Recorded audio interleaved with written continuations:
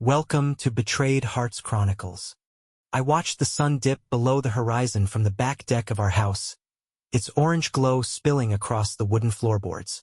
The air was still warm, the faint scent of freshly cut grass mingling with the earthy notes of a summer evening. I should have felt content. Instead, I sat there, nursing the remnants of a beer and wondering how I'd allowed so many small moments to slip away unnoticed. Rachel would be home soon. She was never late for our Thursday dinners. Our tradition, a thread that kept us tethered in a life spinning with schedules and expectations. It was my chance to feel her warmth again, even if just for an hour or two before she returned to her world of power suits and client calls. The faint hum of an engine brought me back to the present. Her car pulled into the driveway, sleek and polished as always. Rachel stepped out, her silhouette framed by the car's headlights. She paused to adjust her bag over her shoulder, her expression a mix of exhaustion and something I couldn't quite place. Distracted, maybe. "Hey," she said, stepping into the house. Her voice carried a clipped energy, like she was mid-thought, already somewhere else. "Hey," I replied, setting my bottle down and meeting her in the kitchen. "How was work?" "Busy."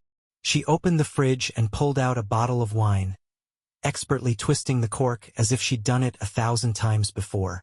"Clients keep pushing deadlines, and guess who gets to clean up the mess?" I smiled faintly. "I'm guessing it's not your boss." She chuckled, a soft sound that once made me feel like the world could crumble around us and I'd still be fine. Now it felt distant, as if I were catching the echo of something long gone. We ate dinner at the kitchen table, a simple meal of roasted chicken and vegetables I'd thrown together while she was still at the office. Rachel's phone buzzed intermittently beside her plate.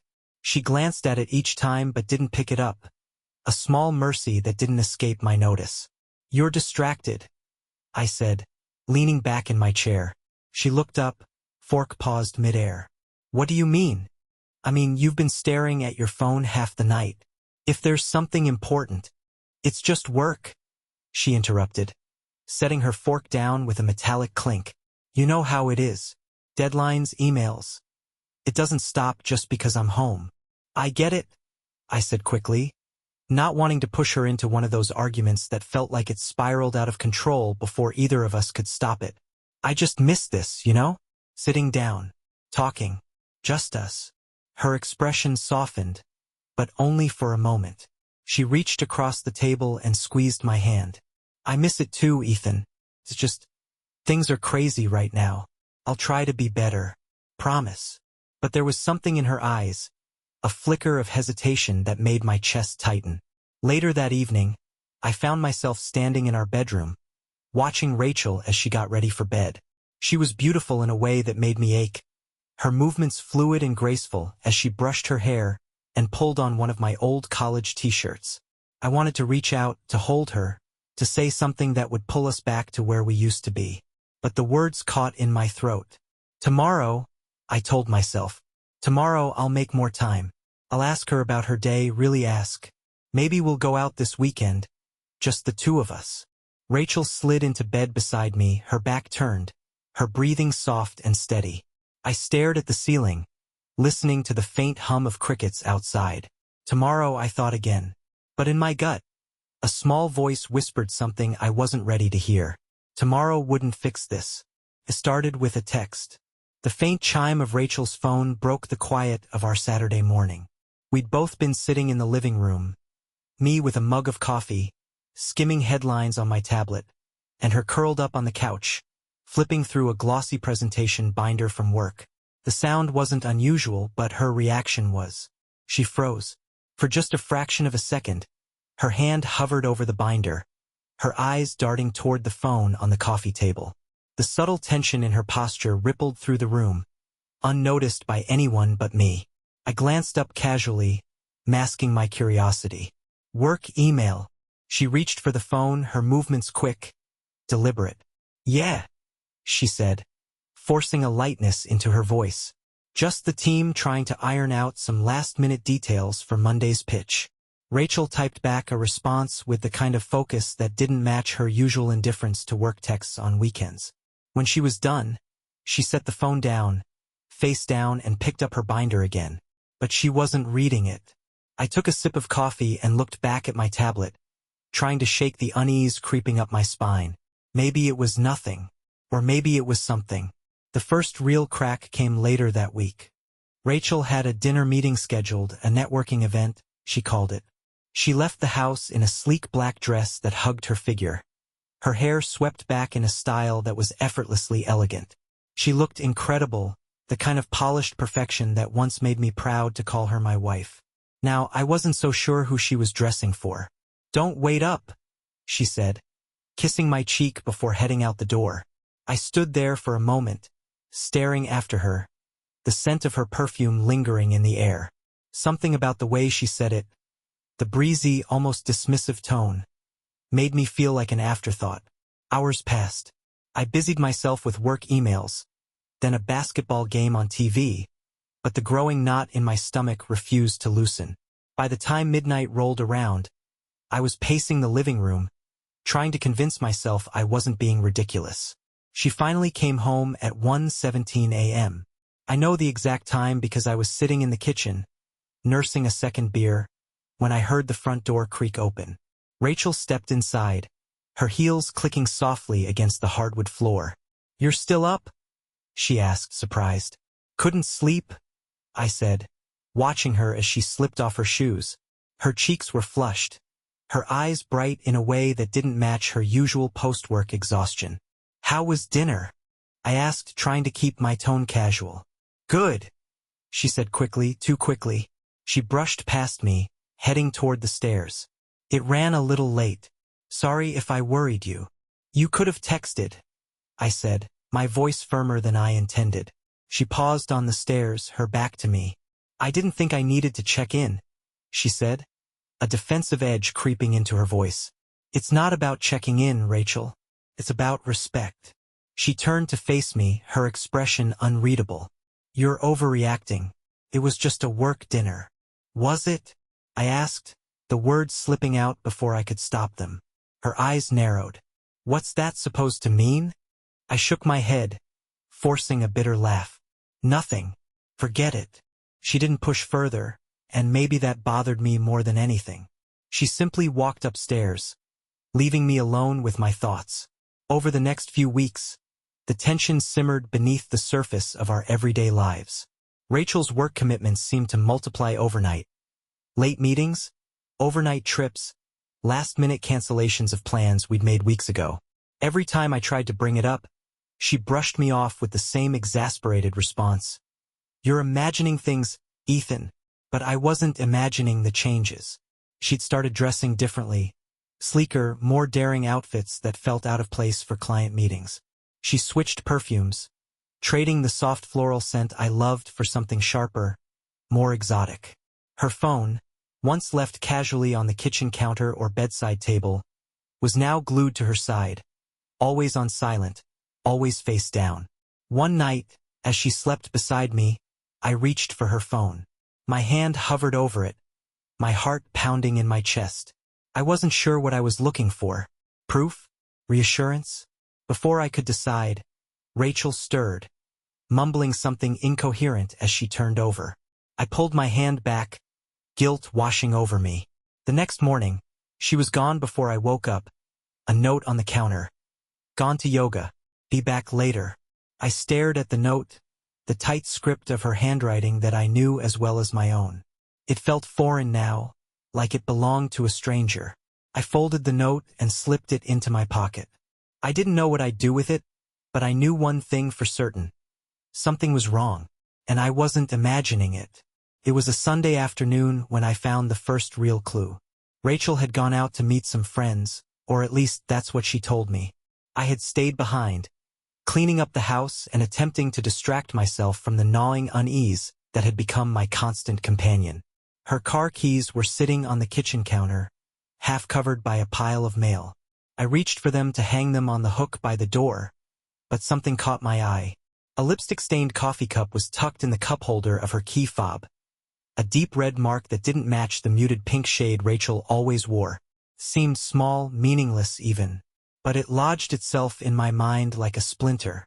I placed the cup on the counter and stared at it, as if the answer to my growing suspicions might appear if I looked long enough. The rational part of me argued that it could belong to a friend or a coworker, but the instinctive part, the part that had been on edge for weeks, knew better.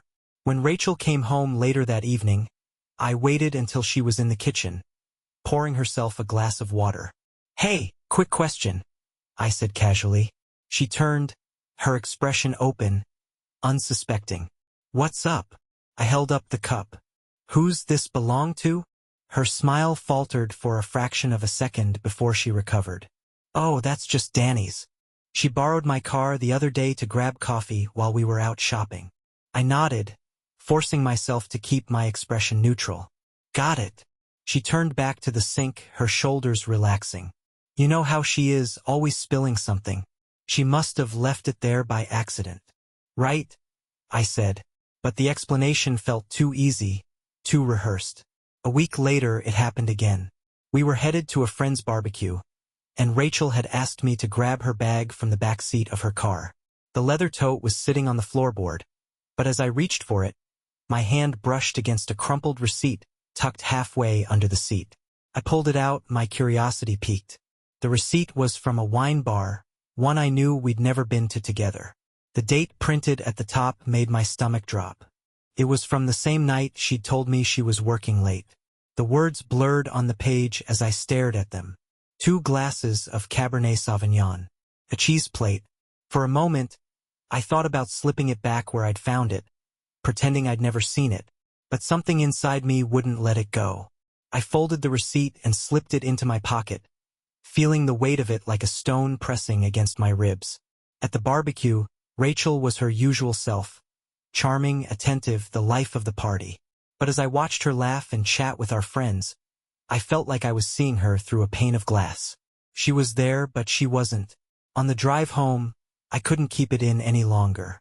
"So, when were you at Sella Vino?" Rachel, who had been scrolling through her phone, froze. "What?"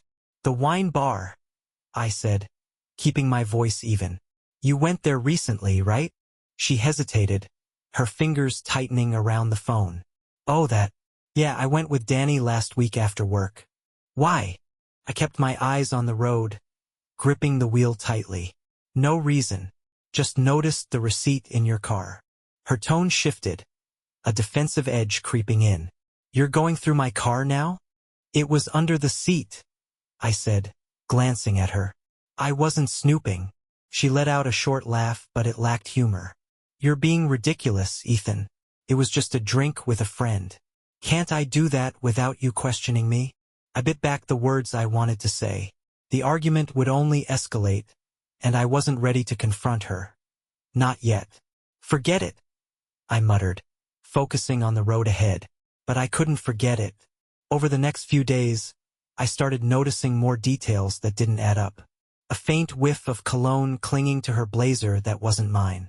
A pair of earrings on her nightstand that I'd never seen before.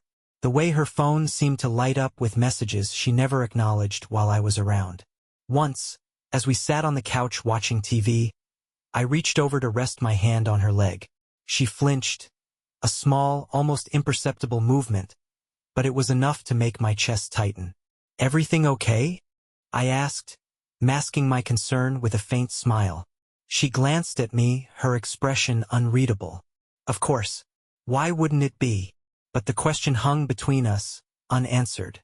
The final straw came on a quiet Thursday evening. Rachel had stepped out to take a phone call, leaving her tablet on the coffee table. I wasn't proud of what I did next, but I couldn't stop myself. I picked it up, scrolling through her messages. Most of them were work-related, as I'd expected. But then I found a name that didn't belong, Nick. There were only a few messages, short and innocuous on the surface. But the casual familiarity in the tone, the winking emojis, the inside jokes, made my blood run cold. I set the tablet down just as Rachel walked back into the room. She smiled at me, her expression as easy and warm as ever. "What are you working on?" she asked, nodding toward the tablet. "Nothing," I said, forcing a smile. "Just killing time." But as I watched her settle onto the couch beside me, laughing at something on TV, I felt the weight of those messages pressing down on me. Rachel was keeping secrets, and no matter how much I wanted to believe otherwise, I couldn't ignore the truth any longer. The evening Rachel introduced Nick to me felt like the moment my suspicions crystallized into something undeniable. It was a Saturday, one of those rare weekends when Rachel didn't have an excuse to be somewhere else. She'd been in a good mood all morning, baking muffins, humming to herself as she cleaned the counters. Her cheerfulness was so uncharacteristic lately that I couldn't help but wonder if it was a setup for something. By late afternoon, I had my answer. "So," Rachel said casually as she handed me a mug of coffee. "Nick's in town for a few weeks. I thought it would be nice to invite him over for dinner tonight. You remember Nick, right? From college?" The name hit me like a sucker punch. I'd seen it in the messages on her tablet, the winking emojis, the playful tone. I forced a smile, keeping my voice steady. "Yeah, I think you mentioned him before." Rachel's face lit up in a way that twisted my gut. "He's such a good guy. You'll love him." That evening, I stood in the kitchen, slicing vegetables while Rachel flitted around, prepping the meal with an energy I hadn't seen in months. She wore a simple dress, nothing too flashy, but it clung to her figure in a way that made my chest tighten. It wasn't the dress she'd wear for a regular dinner at home. At exactly 7, the doorbell rang. Rachel practically skipped to the door, her smile bright and genuine as she opened it. "Nick," she said, her voice brimming with warmth. And then he was there. Nick was taller than I'd expected, with the kind of charm that could disarm you before you realized it. His sandy blonde hair was neatly styled, his smile easy and practiced. He wore a tailored blazer over a casual button-up, exuding effortless confidence. "Ethan," he said, extending a hand as he stepped inside. His grip was firm, his blue eyes sharp and assessing. "It's great to finally meet you. Rachel talks about you all the time." "Does she?" I replied, forcing a polite smile as I shook his hand. "All good things, I hope." "Of course," Nick said with a chuckle, glancing at Rachel. "She's very proud of you." The words didn't land the way he intended. Instead of pride, I felt a simmering irritation creeping up my spine. I stepped back, gesturing toward the dining room. "Come on in. Dinner's almost ready." Nick moved past me, his gait relaxed, as though he'd already been here 100 times. Rachel trailed behind him, her hand lightly grazing his arm as she laughed at something he whispered to her. My eyes caught the gesture, and my stomach tightened. Dinner felt like a chess game, every word and movement calculated. Rachel sat across from me, Nick beside her, their conversation flowing easily as if they were picking up where they'd left off years ago. They laughed at inside jokes I wasn't part of, shared memories I hadn't been there to witness. "So, Rachel tells me you're an architect," Nick said, cutting into his steak. "That must be fascinating. What kind of projects do you work on?" I took a sip of wine, keeping my tone even. "Mostly residential. High-end custom homes, that kind of thing." "Impressive," Nick said, leaning back in his chair. "I've always admired people who can take an idea and turn it into something tangible. I bet Rachel's lucky to have someone with that kind of vision in her life." His words were complimentary, but there was an edge to them, a subtle challenge that only I seemed to hear. "I do what I can," I said, meeting his gaze. "Of course, Rachel's the real visionary in the family. She's always been the one with the big ideas." Rachel blushed, waving a hand dismissively. "Oh, stop. You make it sound like I'm some kind of genius." "You are," Nick said smoothly, his smile lingering a second too long. I clenched my jaw, cutting into my food with more force than necessary. After dinner, Rachel insisted on showing Nick her latest work project, a new branding strategy she'd been working on for weeks. They disappeared into the office, leaving me alone in the living room with the remnants of dinner and a glass of whiskey that tasted bitter in my mouth. I couldn't sit still. The sound of their laughter drifted through the house, grating against my nerves. Eventually, I wandered toward the office, pausing just outside the half-open door. Inside, Rachel was perched on the edge of her desk, her legs crossed, her body angled toward Nick. He stood close, too close, flipping through a stack of papers she'd handed him. "This is incredible work," he said, his voice low and admiring. "You've really outdone yourself." Rachel laughed softly. "Well, coming from you, that means a lot." Something in her tone, a warmth, an openness, made my chest tighten. I stepped into the room, clearing my throat. "Everything okay in here?" Rachel glanced up, startled. "Oh, yeah, we were just going over some of my ideas. Nick's got such a sharp eye for this kind of thing." "Must be nice," I said, leaning against the doorframe. "Having someone who understands all the nuances." Nick turned to me, his expression unreadable. "Rachel's brilliant. She doesn't need much help." The tension in the room was palpable, but Rachel seemed oblivious. She hopped off the desk and walked over to me, slipping her arm through mine. "We were just finishing up. Why don't we have dessert?" I nodded, my smile tight. "Sure. Sounds great." As the evening wound down, I couldn't shake the feeling that I'd been outmaneuvered.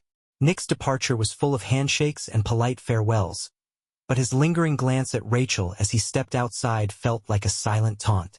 When the door closed behind him, I turned to Rachel. "So that's Nick." She smiled, her eyes lighting up.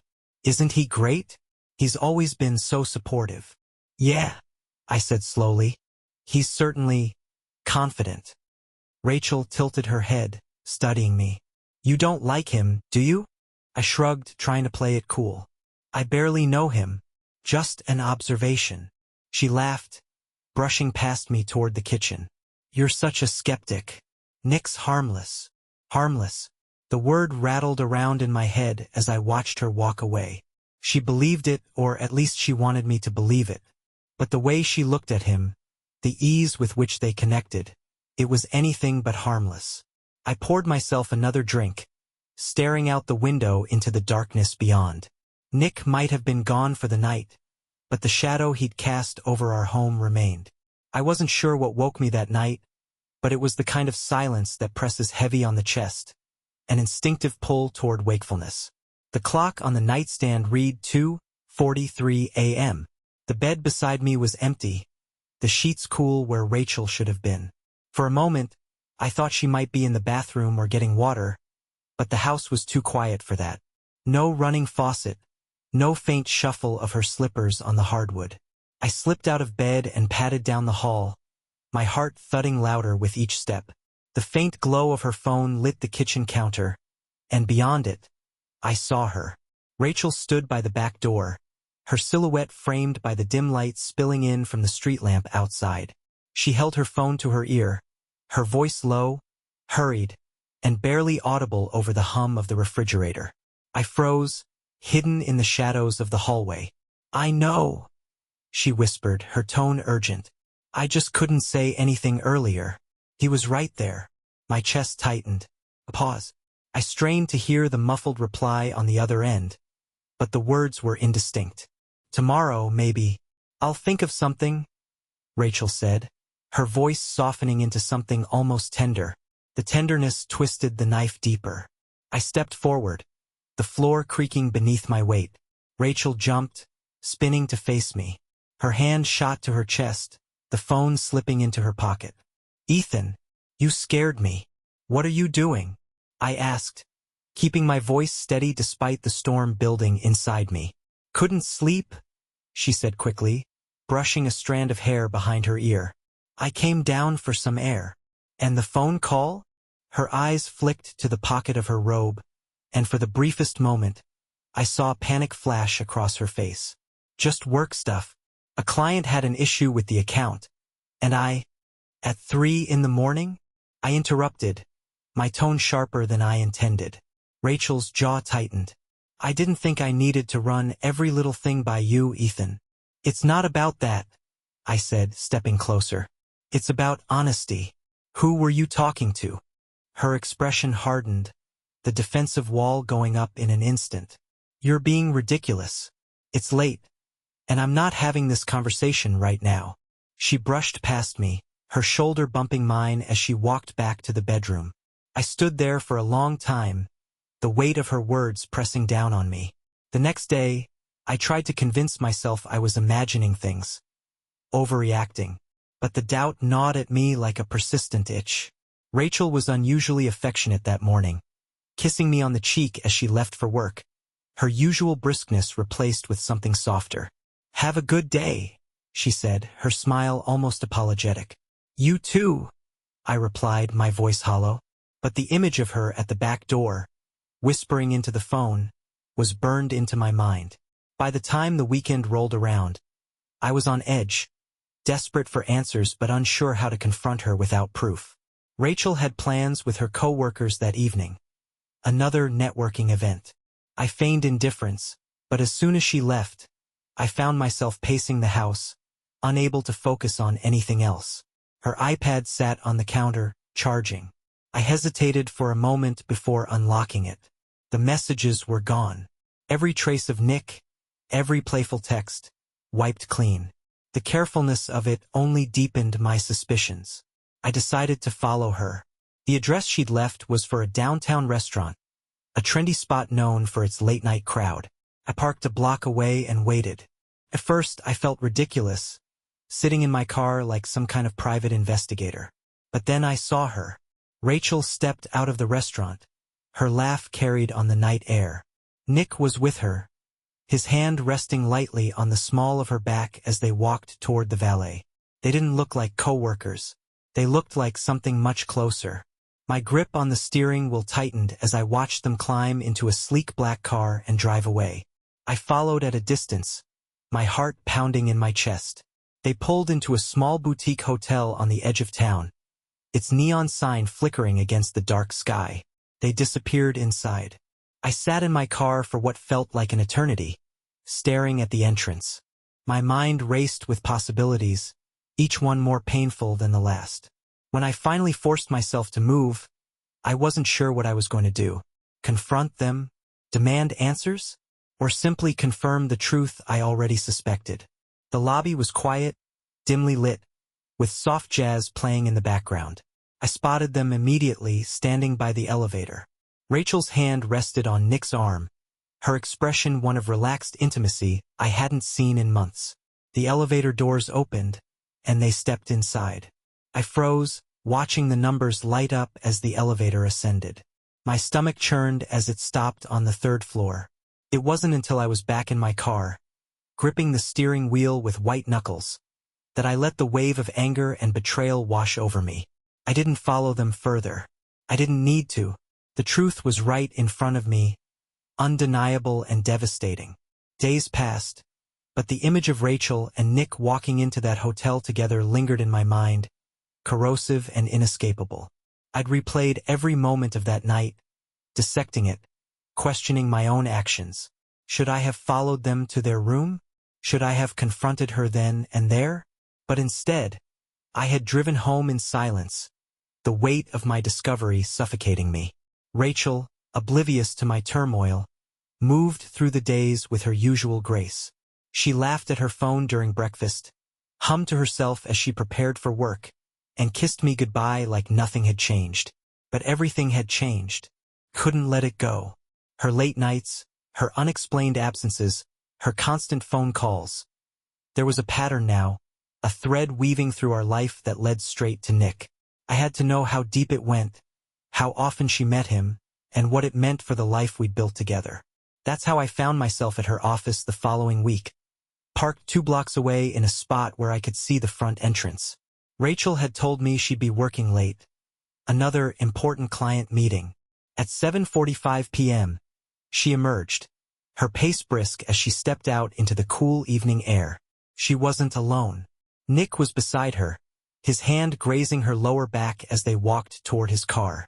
I followed at a distance as they drove to a secluded restaurant on the outskirts of town. It wasn't the kind of place you'd go for business meetings. Candlelit tables lined the windows, and soft jazz spilled out onto the patio. I parked in a nearby lot, watching as they stepped inside. Rachel leaned into him slightly, her body language relaxed, intimate. They disappeared into the dimly lit interior, leaving me alone with my thoughts. Hours ticked by. I considered storming inside, demanding answers, but the rational part of me held back. Instead, I stayed outside, stewing in my anger and hurt. At 10:30, they emerged, laughing softly as they walked toward Nick's car. I stayed long enough to watch them drive away, my suspicions solidified into an agonizing certainty. The routine repeated itself over the next few weeks. Rachel's client meetings always seemed to coincide with Nick's presence in town. Each time I followed her. Each time I saw them together at quiet restaurants, hidden cafes, and most damningly the boutique hotel. One night, I found myself standing outside that same hotel again. My hands trembled as I gripped the steering wheel, my knuckles white. The anger boiled inside me, clawing at my chest. I stepped out of the car, my breath visible in the cold night air. I couldn't do this anymore. This waiting, this silent suffering. I needed answers. The lobby was as quiet as before, the same soft jazz playing over the speakers. I walked to the front desk, my heart pounding. "Can I help you?"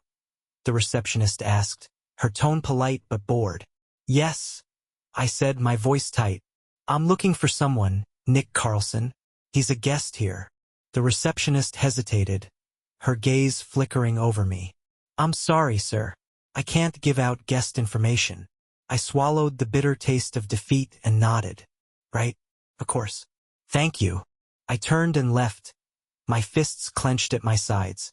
Back at home, Rachel slipped into bed beside me as if nothing had happened. Her hair smelled faintly of Nick's cologne, the scent like acid in my nostrils. I lay awake, staring at the ceiling, my mind racing. She wasn't just having an affair. She was building another life. A secret, parallel existence that left no room for me. I couldn't confront her yet. Not until I had undeniable proof. Something she couldn't twist or deny. The opportunity came unexpectedly. One evening, Rachel left her laptop open on the kitchen counter. She was upstairs, getting ready for another late meeting. I hesitated for only a moment before opening her email.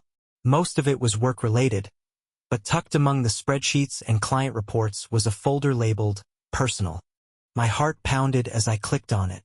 Inside were emails from Nick, dozens of them. Some were short and flirty, others longer, filled with confessions of how much he missed her when they were apart.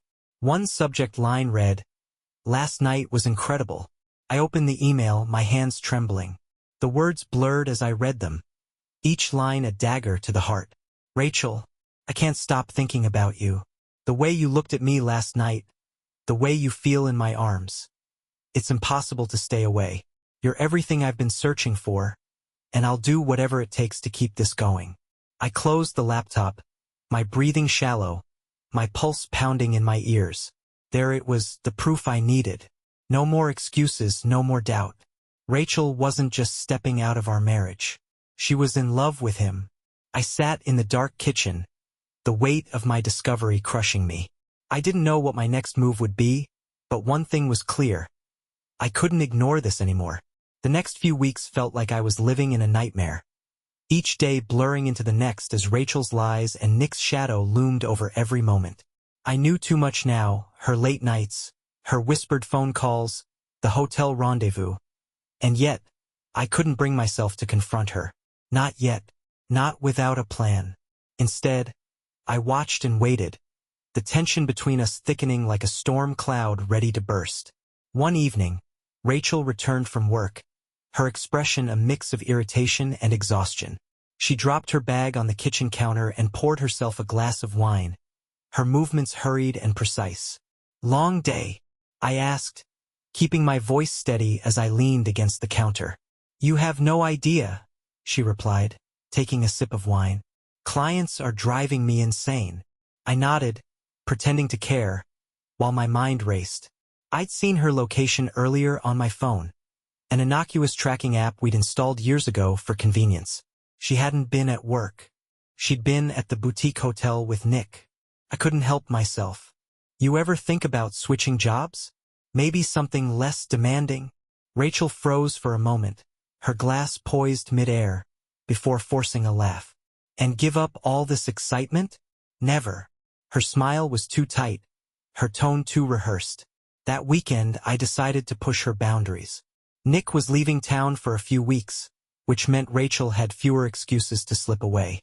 I suggested a day trip. Just the two of us, something we hadn't done in years. Can't, she said, barely looking up from her laptop. There's a ton of work I need to catch up on. I stepped closer, leaning against the desk. You've been working nonstop. One day won't kill you. Rachel sighed, closing her laptop. Ethan, I appreciate the effort, but it's just bad timing right now. Right? I said, my jaw tightening. Always bad timing. Her eyes flicked to mine, narrowing. What's that supposed to mean? Nothing, I said, shaking my head. Forget it. But she didn't forget it. For the rest of the evening, an uneasy tension hung between us, the silence heavier than the words we didn't say. The turning point came the following Thursday. I left work early, pretending to have a meeting downtown, and parked near her office again.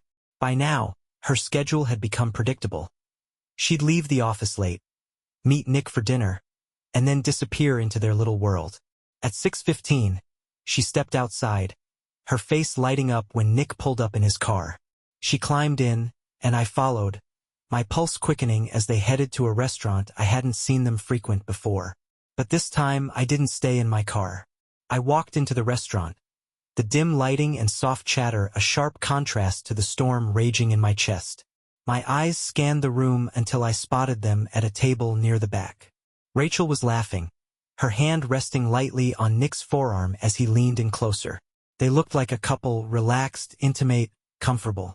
For a moment, I froze, the image searing itself into my mind. Then I walked toward them, my footsteps loud and deliberate against the polished floor. Rachel looked up first, her laughter dying instantly as her eyes met mine. Her hand jerked back from Nick's arm as if she'd been burned. Ethan, she said, her voice tight with forced calm. What are you doing here? I could ask you the same thing, I said, my tone sharp. Nick turned, his expression morphing from surprise to a carefully controlled smile. Ethan, good to see you again. I ignored him, my gaze fixed on Rachel. Is this another one of your client meetings? Rachel stood abruptly, her chair scraping against the floor. Let's not do this here. Oh, we're doing this, I said, my voice rising. Right here, right now. The surrounding tables went quiet, heads turning toward us.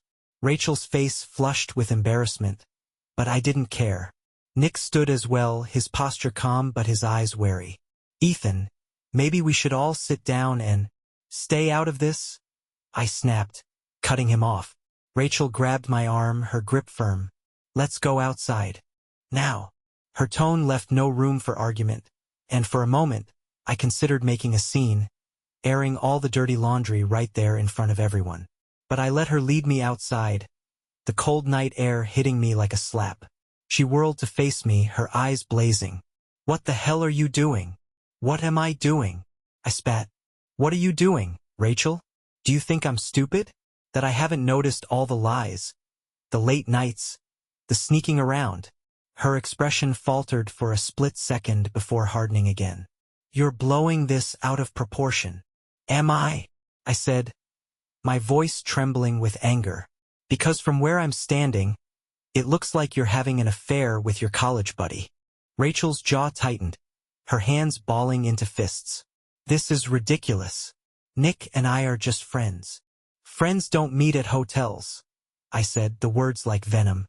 Her eyes widened, and for the first time, I saw fear flicker across her face.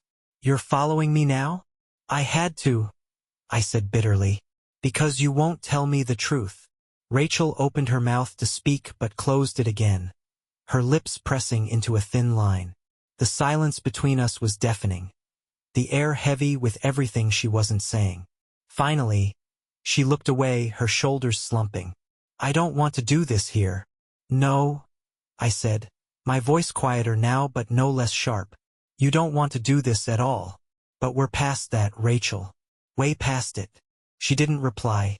Instead, she turned and walked back into the restaurant, leaving me standing alone under the streetlights, the cold seeping into my bones. Rachel didn't come home that night. When I returned from the restaurant, the house felt suffocatingly empty. Her absence was a gaping void, but it wasn't unfamiliar. It had been there for months now, lingering in the spaces between us, even when she was physically present. I poured a drink and sat on the couch, staring blankly at the wall. The confrontation had left me drained, my anger hollowed out and replaced by a gnawing dread. By the time the first rays of dawn crept through the windows, I'd made a decision. I started with her phone records. We still shared a phone plan, a relic of simpler times. It didn't take long to log in and find what I was looking for. Endless calls and text messages exchanged between Rachel and Nick. The timestamps painted a damning picture. Late at night, during work hours, even in the early mornings when she was supposedly at yoga. I dug deeper, pulling up credit card statements and bank records. Her pattern of deception became glaringly obvious. Dinners at expensive restaurants, charges for hotel stays, even gifts purchased from high-end boutiques. All under her name, all within the last 6 months. But what struck me the hardest wasn't the betrayal itself. It was the fact that she hadn't been careful. She hadn't hidden it well. It was as though part of her wanted me to find out, to confront her, to force everything into the open. The next day, I left work early and drove to Nick's office. His LinkedIn profile had been easy to find, along with the address of the marketing firm he worked for. The receptionist eyed me curiously as I walked in, my suit slightly rumpled, my expression grim. "Can I help you?" she asked. "I need to speak with Nick Carlson," I said, my tone leaving no room for argument. She hesitated but picked up the phone, her voice low as she relayed my request. A moment later, Nick appeared in the doorway, his face a mask of surprise that quickly shifted to guarded politeness. "Ethan," he said, stepping forward. "This is unexpected. We need to talk," I said, my voice cold. He glanced at the receptionist, then back at me. "Let's take this somewhere private." Nick led me to a glass-walled conference room, closing the door behind us. He gestured for me to sit, but I remained standing, arms crossed. "I'll get straight to the point," I said, my tone sharp. "How long has this been going on?" Nick sighed, running a hand through his hair.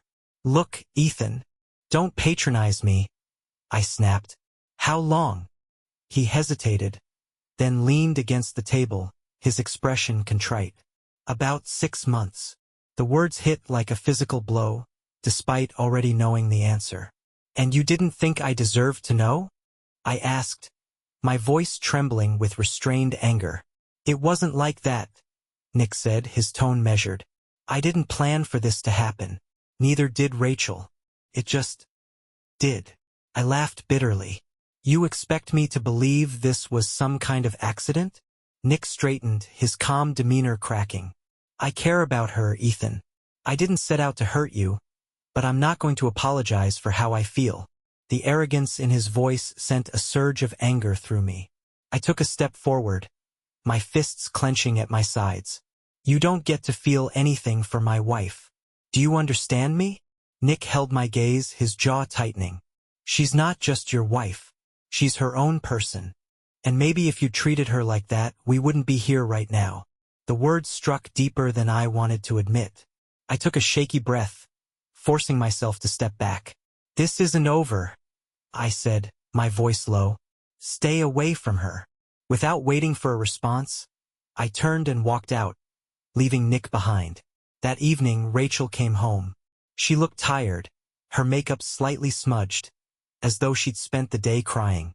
"We need to talk," I said, standing in the kitchen as she set her bag down. She sighed, her shoulders sagging. "Ethan, Save it," I interrupted, holding up a hand. "I already know everything. The phone records, the credit card charges, the hotel stays. I even talked to Nick."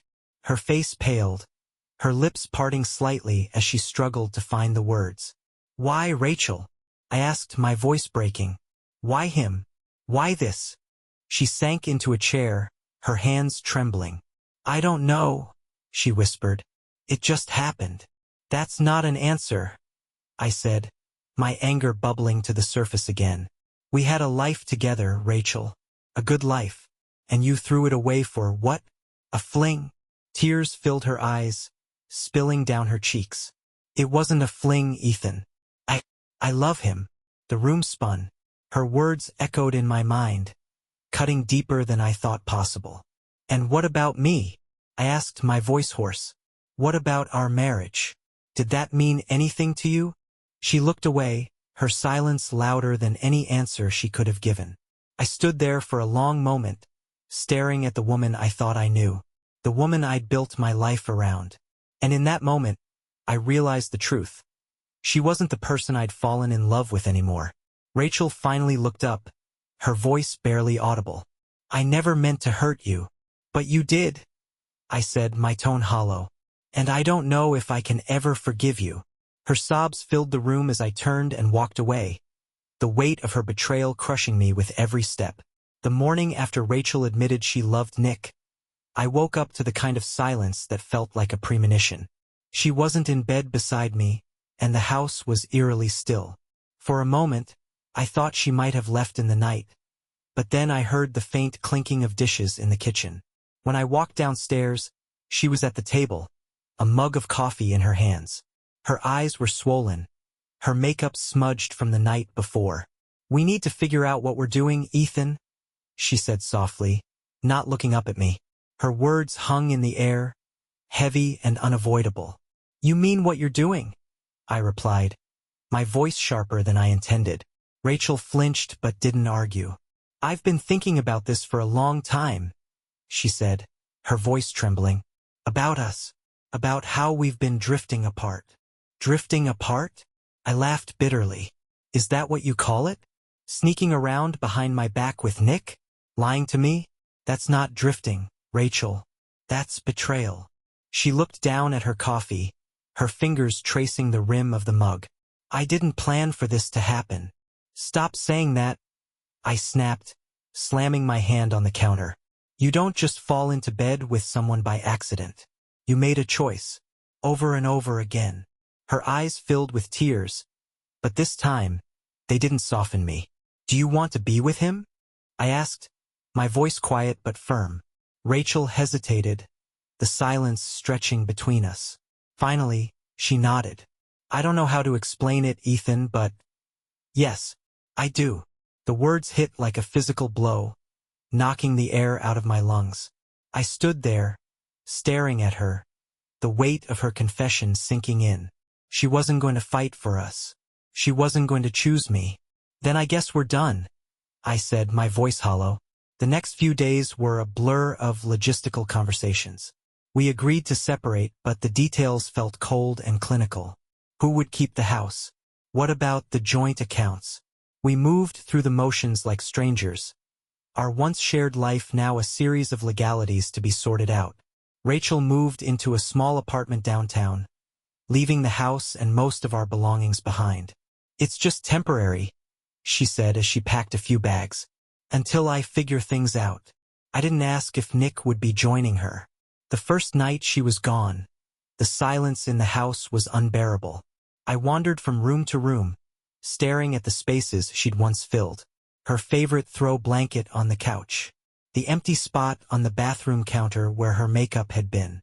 Every corner of the house felt like a ghost of her, a reminder of what we'd lost. A week later, I received a call from Rachel's sister, Lauren. She'd heard about the separation and wanted to check on me. "I can't believe she did this," Lauren said, her voice filled with anger. "I don't know what she's thinking." "She's thinking about him," I replied bitterly. Lauren sighed. "Nick's not what he seems, Ethan. He has a reputation. He's done this before. Pursued married women, made them think he was their savior, and then left them when it got messy." Her words hit me like a jolt. "You're saying this isn't the first time?" "No," Lauren said. "I tried to warn Rachel when she first mentioned reconnecting with him, but she wouldn't listen. She was so caught up in the idea of him." The pieces fell into place. Nick wasn't just some old college friend. He was a predator, a man who thrived on exploiting vulnerability. I decided to confront Rachel one last time. When I showed up at her apartment, she looked surprised but not angry. "Ethan," she said, stepping aside to let me in. "What are you doing here?" I didn't waste time. "Did you know Nick's done this before?